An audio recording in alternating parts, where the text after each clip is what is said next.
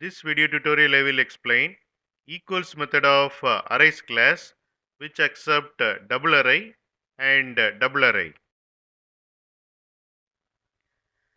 Here I have defined a class arrays demo.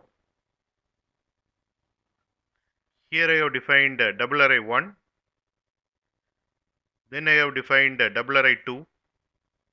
Then I have defined double array 3. Then I am calling equals method of arrays class and passing double array 1 and double array 2. This method check whether double array 1 is equal to double array 2. If both are equal, this method returns true, else it returns false.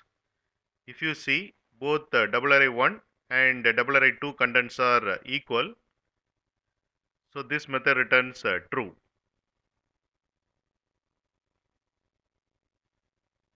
Here I am comparing double array 1 with double array 3. If you see, double array 1 content is different from double array 3 content. So this method returns false.